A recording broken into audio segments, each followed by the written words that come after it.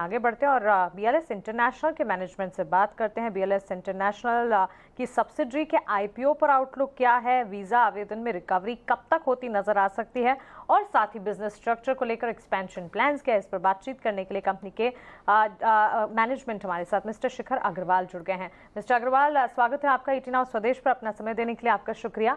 BLS international, सबसे पहले तो रोड अहेड फॉर ग्रोथ आप क्या देख रहे हैं, क्योंकि आपकी सब्सिडरी जो है उसके आईपीओ की बात चली है, बीएलएस ई सर्विसेज, इसके पीछे के रैशनल क्या है, पूंजी जुटाने की योजना किस तरह की होगी और आईपीओ के बाद क्या स्ट्रैटेजी बनाएंगे आप? बिल्कुल जी, अगर हम बात करें बीएलएस इंटरनेशनल की, तो हम लोगों ने जो लास्ट ईयर 200 करोड़ का प्रॉफिट करा है, वो 70% एप्लीकेशन काउंट वापस आई है, उस पे ही करा है। अब हम क्या चाहते हैं कि जो 80% हमारा वीजा काउंसलर सर्विस का बिजनेस है और 20% डिजिटल बिजनेस है, जो उसको हम बीएलएस ई सर्विसेज के अंडर हो रहा है, जिसमें हमने लास्ट ईयर 300 करोड़ का रेवेन्यू करा था और अराउंड 35 करोड़ का एबिटा करा था। इसका हम लोग आईपीओ की प्लानिंग कर रहे हैं, जिसके लिए हमने मर्चेंट बैंकर और लॉयर्स रख लिए हैं।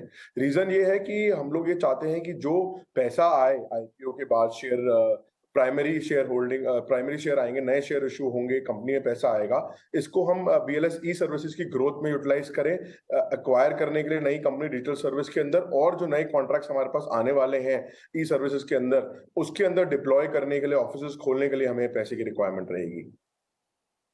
ठीक है। शिखर, एक जरा आप जानकारी दीजिए, जैसे कि खबर आई थी कि स्पेन की सरकार के साथ आपने अपना कॉन्ट्रैक्ट रिन्यू किया है।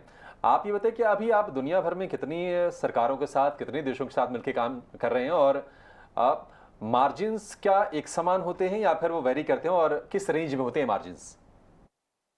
बिल्कुल, तो देखिए, हम लोग आज की डेट में 40 से ज्यादा गवर्नमेंट्स के लिए काम कर रहे हैं, 64 से ज्यादा कंट्रीज के अंदर। अभी हमने फिलहाल में ही लास्ट 1.5 साल में भी कुछ 8 से 10 नई सरकारों के साथ काम स्टार्ट करा है। जर्मन गवर्नमेंट के साथ, इटली के साथ 3-4 नई कंट्रीज में, पोलैंड के साथ, थाईलैंड के साथ। तो हमें काफी अच्छी ग्रोथ मिल रही है।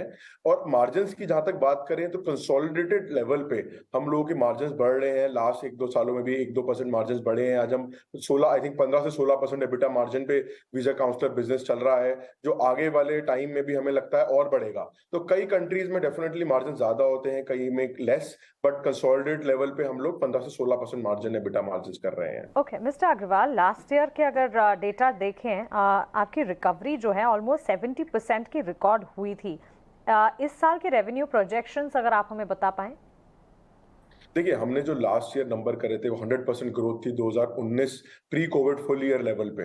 और लास्ट ईयर हम लोग खाली 70% एप्लीकेशन वॉल्यूम पे ही पहुंचे थे प्री कोविड लेवल की, बिकॉज कई कंट्री जैसे चाइना, रशिया से आउटबाउंड ट्रैवल अभी पूरी तरह खुला नहीं था लास्ट ईयर। इस साल हमें लग रहा है चाइना से आउटबाउंड ट्रैवल काफी बढ़ना चाहिए। तो हमें लगता है कि जो हमने लास्ट ईयर लास्ट क्वार्टर में नंबर, फोर्थ क्वार्टर में हमने जो नंबर्स अचीव करे हैं, डेफिनेटली हम लोग चाहेंगे कि वो मेंटेन करें या उससे ज्यादा बढ़त कर पाए, क्योंकि जो हमने कॉन्ट्रैक्ट जीते हैं उनको डिप्लॉय कर रहे हैं, उनसे भी रेवेन्यू आना है।